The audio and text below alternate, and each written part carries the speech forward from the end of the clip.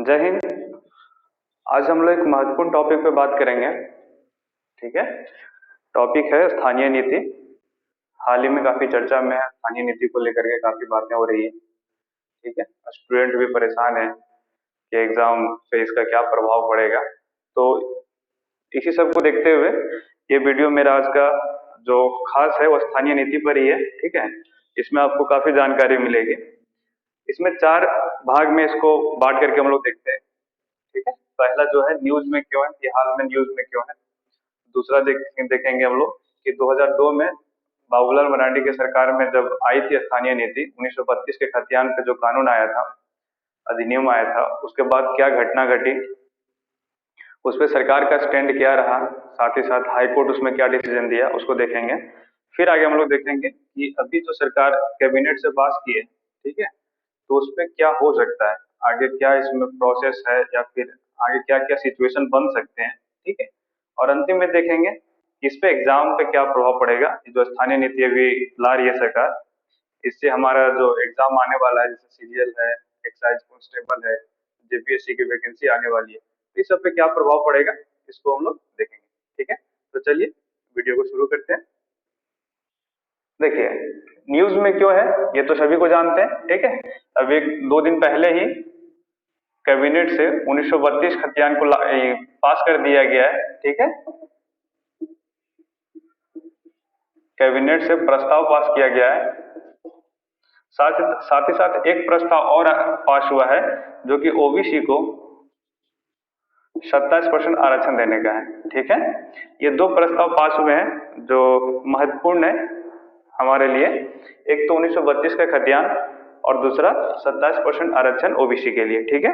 इसीलिए अभी ये न्यूज में है।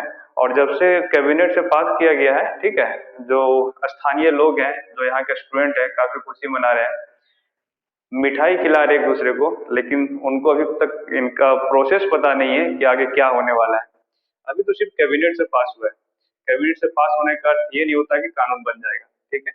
कैबिनेट से बहुत सारे प्रस्ताव पास होते हैं, सारा कानून नहीं बन पाता है। ठीक है। तो अभी खुशियां मनाना व्यर्थ होगा। आगे हम लोग देखेंगे कि आगे सरकार क्या स्टैंड लेती है। अगर लागू होता है, ठीक है, सब कुछ सही तरीके से लागू हो जाता है, तब खुशियां मनाना है। ठीक है। दूसरा देखिए, दूसरा जो टॉपिक है इसका, 2002 में क्या हुआ था। आप लोगों को पता होगा कि 2000 ईस्वी में झारखंड बना था। ठीक है। पहला जो सरकार बना था वो बाबूलाल मरांडी के सीएम थे। ठीक है। बाबूलाल मरांडी सीएम थे, बीजेपी की सरकार बनी थी। ठीक है। बाबूलाल मरांडी जी ने 2002 में स्थानीय नीति लाया, 1932 के खतियान पर स्थानीय नीति को लागू किया। ठीक है। विधेयक लाया और उसको पास भी करा दिए थे। ठीक है। उसके बाद से स्थिति काफी बदल गई। ठीक है। उस समय झारखंड जो था वो 2000 में तो अलग ही हुआ था। ठीक है। यहाँ पे प्रभाव काफी था बिहार वाले क्षेत्र का। ठीक है। बहुत सारे जो विधायक थे उस समय के, वो बिहार वाले क्षेत्र से बिलोंग करते थे। तो बीजेपी के अंदर से ही फूट पड़ गया। जो बीजेपी पार्टी थी उसी के अंदर में ही फूट पड़ गया। कुछ लोग इसके सपोर्ट में आए, कुछ लोग इसके विरोध में आ गए। ठीक है। और साथ ही साथ जो विपक्षी पार्टी थे वो भी उनका विरोध करने लगे। ठीक है। कांग्रेस भी काफी विरोध की इसका, और जगह जगह पे उग्र प्रदर्शन हुए। जो यहाँ के विद्यार्थी थे, खास करके जिनका 1932 का खतियान नहीं था, उन्होंने रांची, हजारीबाग जैसे शहरों में उग्र प्रदर्शन किया, जैसे हिंसक प्रदर्शन किया, और सरकार को काफी परेशानी हुई इससे। ठीक है। यह जो मामला था 1932 के खतियान का 2002 में, ये हाई कोर्ट चला गया। मामला कहाँ चला गया? High court. High court. उस समय जो हाई कोर्ट के चीफ जस्टिस थे, जो मुख्य न्यायाधीश थे, उनका नाम था वीके गुप्ता। आप लोगों को पता होगा कि पहला मुख्य न्यायाधीश झारखंड हाई कोर्ट का कौन है? वीके गुप्ता, विनोद कुमार गुप्ता। ठीक है। इन्होंने, इनकी अध्यक्षता में एक 5 सदस्यों का खंडपीठ गठित हुआ। ठीक है। और उन्होंने निर्णय दिया, समीक्षा करने के बाद निर्णय क्या दिया, उन्होंने सबसे पहले बोला कि जो स्थानीय नीति लाई गई है 32 के खतियान पर, ठीक है, 1932 के खतियान पे, ये असंवैधानिक है। असंवैधानिक है। ठीक है, अब असंवैधानिक क्यों है? गुप्ता जी का कहना था कि ये जो स्थानीय नीति लाई गई है, ये संविधान के आर्टिकल 14 और आर्टिकल 16 का उल्लंघन करता है। ठीक है, इसका संविधान के आर्टिकल 14 और आर्टिकल 16 का उल्लंघन करता है। आर्टिकल 14 में क्या है? कानून के समक्ष समानता की बात की गई है। ठीक है, और दूसरा 16 में है नियोजन नीति में समानता, जैसे कि किसी भी सार्वजनिक पद पे नियोजन के लिए समानता की बात की जाती है 16 में। ठीक है, तो ये जो स्थानीय नीति लाया गया है, ये आर्टिकल 14 और 16 का उल्लंघन है। यहाँ के जो निवासी हैं, ठीक है, उनके संवैधानिक अधिकारों का उल्लंघन है, तो इसलिए ये स्थानीय नीति गलत है। दूसरा पॉइंट इन्होंने बताया कि देश का जब विभाजन हुआ, ठीक है, देश का विभाजन हुआ कब? 47 में हुआ था। ठीक है, उसके बाद से रांची में बहुत सारे लोगों को बसाया गया था विभाजन के बाद। ठीक है, रांची में लोगों को बसाया गया था सरकार के द्वारा। तो गुप्ता जी ने बोला कि जो रांची में 1950 के आसपास में बसे हैं, उनका अधिकार जो है वो छीन जाएगा। ठीक है, इस स्थानीय नीति से। दूसरा एक और पॉइंट इन्होंने दिया कि कुछ जिले जो थे झारखंड के, वहां पे 1965 में सर्वे सेटलमेंट हुआ है। ठीक है, ज्यादातर जिलों में 1932 में सर्वे सेटलमेंट हुआ है, इसीलिए 1932 का खतियान लागू किया जाता है। लेकिन कुछ जिले थे जहां पे 1965 के आसपास में सर्वे सेटलमेंट हुआ है। तो जो सर्वे सेटलमेंट 1965 में किया गया है, ठीक है, उनका क्या होगा? तो ये सारे पॉइंट हाई कोर्ट ने दिए थे उस वक्त। ठीक है, और जो कानून था या फिर जो विधेयक था उसको असंवैधानिक घोषित कर दिया। विधेयक रद्द हो गया।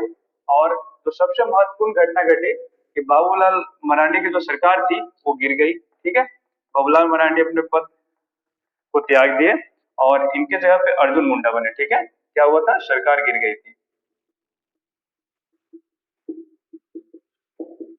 ये महत्वपूर्ण घटना घटी थी 2002 में। ठीक है, अब हम लोग देखते हैं कि आगे जो अभी सरकार लाई है नियोजन नीति, ठीक है, प्रस्ताव जो पास किए कैबिनेट से, इसमें क्या हो सकता है? ठीक है, इसमें क्या क्या पॉसिबिलिटी है, ठीक है, क्या क्या संभावनाएं हैं, उसको देख लेते हैं एक एक करके। देखिए, सबसे पहले इसको भी विधेयक लाना होगा एक।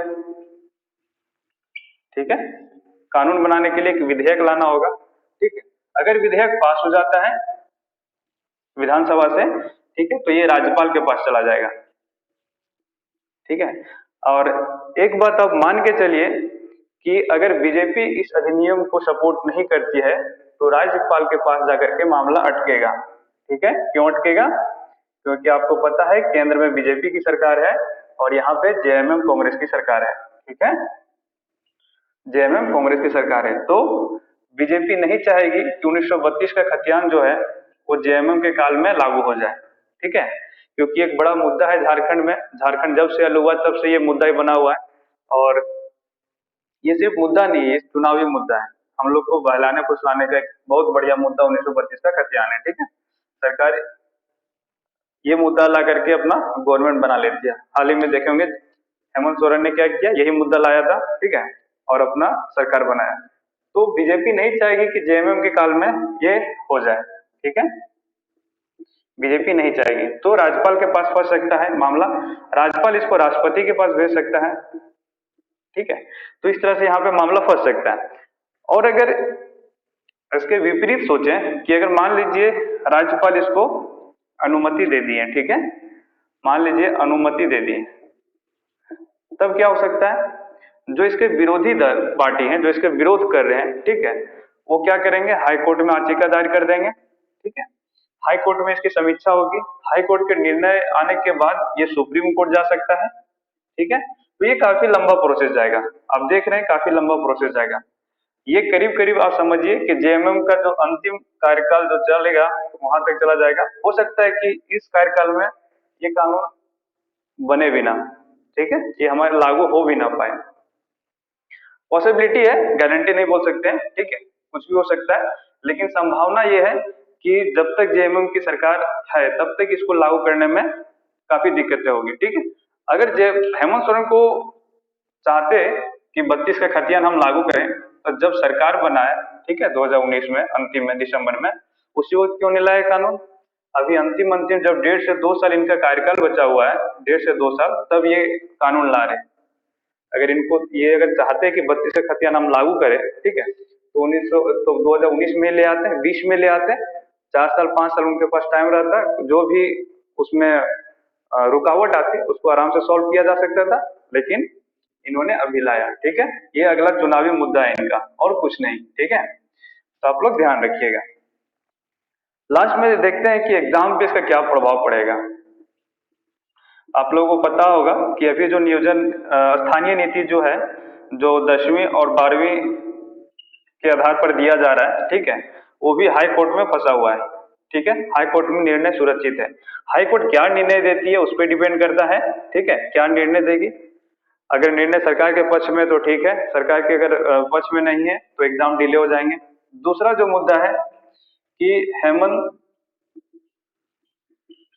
सोरेन की सदस्यता पर है, ठीक है। आप लोगों को पता होगा चुनाव आयोग ने इनकी सदस्यता रद्द करने की अनुशंसा की है, ठीक है। अगर राज्यपाल इनकी सदस्यता को रद्द कर देता है, ठीक है, तो क्या होगा? ये सरकार में तो बने रहेंगे, मुख्यमंत्री भी बने रहेंगे, लेकिन अगले 6 महीना के अंदर इनको चुनाव जीतना होगा, ठीक है। 6 महीना के अंदर चुनाव जीतना होगा, तो ये पूरा अपना ध्यान 6 महीना तक चुनाव जीतने में ही लगा देंगे, ठीक है। और जैसे ही ध्यान इनका चुनाव जीतने में गया, 6 महीना आपका एग्जाम डिले हो सकता है, ठीक है। ये सारे संभावनाएं हैं, ठीक है। मैं पहले बता रहा हूँ, गारंटी मैं नहीं बता सकता हूँ, ठीक है। संभावनाएं, ऐसी संभावनाएं बन सकती है। तो आप मान के चलिए कि ये भी जो एग्जाम होने वाले हैं उसमें देरी होगी थोड़ी सी, ठीक है, लेकिन आप पढ़ना बंद नहीं कीजिएगा, ठीक है। तो चीजें क्लियर हो गई होगी, ठीक है। वीडियो अगर अच्छा लगा हो तो इसको फॉरवर्ड कीजिए, ताकि ज्यादा से ज्यादा लोग जान सकें कि क्या मामला है, ठीक है, और कहाँ पे मामला फंस सकता है। और सबसे बड़ी बात कि सरकार का जो मुद्दा है, ये सरकार का सिर्फ एक चुनावी मुद्दा है, ठीक है, ये समझ के आप चलिए। अगर लागू करना रहता तो 2019-20 में ही ले आते ये कानून, ठीक है। तो आज के लिए बस इतना ही। थैंक यू, जय हिंद।